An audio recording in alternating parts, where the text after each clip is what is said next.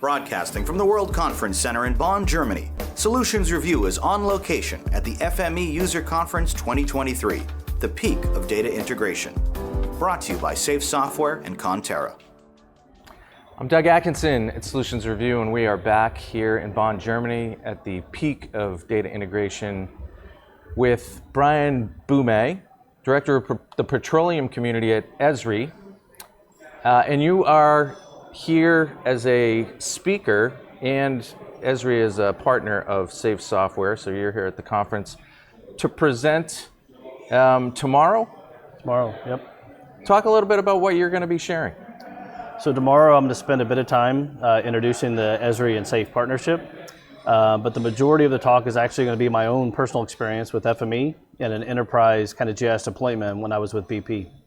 Yeah, so you have a pretty impressive resume. You've been in the petroleum industry really at every level, and now you're really representing, I guess, the petroleum industry within Esri? Correct, yeah. I spend my time working with our biggest partners, our biggest customers, and it's really helping Esri understand the industry and helping the industry understand Esri's products and services. And so, talk a little bit, and just level set me and our audience about how the petroleum industry uses FME. Oh, wow. Well, the petroleum companies, they're quite large and quite diverse in the business processes. Many of them have trucking fleets and pipeline operations, refineries the size of small towns, offshore exploration, shipping fleets. So there's just every type of business process you can imagine. With that comes lots of different technologies, lots of different systems, lots of different data formats. And since our business is inherently spatial, we need that data on a map. And so as we go in to support those various business units, FME is it's the backbone for connecting all those systems together, allowing us to use data between those departments and really generate data products that can serve multiple customers, multiple products. Well, and it strikes me that as is kind of the classic stereotype of the oil industry, it's kind of like, you drill and drill and hope and hope and drill and drill and hope until boom, a gusher comes up, right? That was the old days. But I'm pretty sure these days you're able to leverage data in ways that increase those odds substantially. Absolutely. Everything is digital now, from how we look for it to how we plan for it, how we drill for it, how we produce it, how we get it to market. So there is still, the wildcatting of years past, because you're going into areas that are less information, less known. But for the most part, they know what they're doing when they're going in, and the accuracy of drilling and targeting is just really incredible. But all of that produces massive amounts of data, and being able to access and use all of that data to get those new insights, that's the fun stuff. Yeah, so talk a little bit more about that, because I don't think people truly appreciate the amount of data that can be generated in something kind of as analog as oil or whatever in terms of drilling. Talk a little bit about it. It is a very digital, there's a digital component to it. Yeah, so everything is data now, from who you send out to do the drilling, how long it took them to get there, what equipment they're using, how long it took them to drill. As they drill, they're logging on the way, they're finding out what they're going through, and there's information coming off of that, pressures, heat, type of rock. All of that information comes together with the time it took and the equipment used to generate what is the best possible way to drill that type of well. And then as you learn that, you start applying that to analogs for other wells you're doing. And so each time you're getting a bit smarter and learning a bit more about what to expect. It also helps you start to predict potential issues, right? Because you can now use that data to train for when you had issues in the past.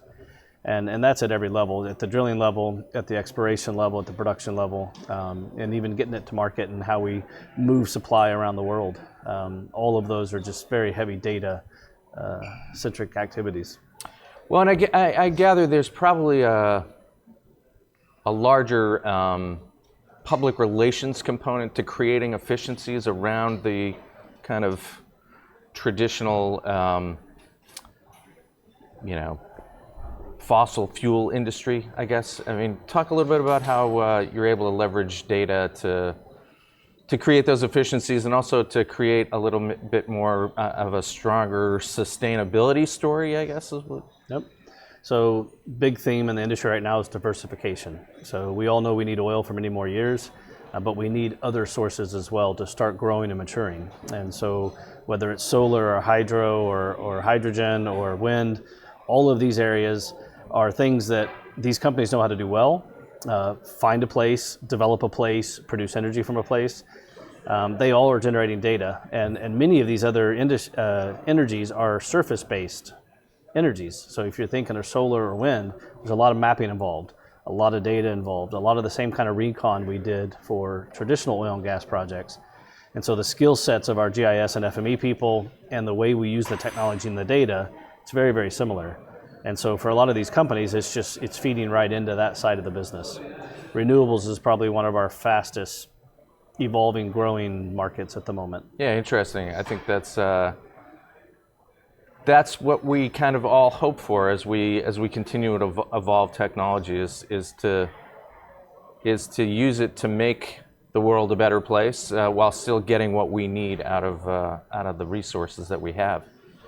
Tell me a little bit about what gets you excited about a conference like this. That's a bunch of data geeks. I mean, it's everything we do depends on data. I'm a GIS guy by background, so it's all about the map. And for many years in our industry, the map was the product. But as we've gone to cloud, as we've gone to online and services-based architectures, the map is actually no longer the product. The data set that feeds the map is now the product, because that data set has to hydrate many maps, it has to hydrate many apps, many dashboards. And to be able to scale that type of data volume we deal with, you have to build sustainable data products. And to me, that's the power of FME. It allows you to build data pipelines that are just solid, sustainable, effective, efficient, and it really is the backbone of a modern GIS. Well, I know we were just chatting earlier about some of our travel issues, getting our way all the way over here to Germany, but you made it. Glad you could swing by and speak with us for a little while. It sounds like it's going to be a great presentation tomorrow. Best of luck with that, and best of luck for the rest of the year. Appreciate it. Thank you. Thanks, Brian. Happy to be here.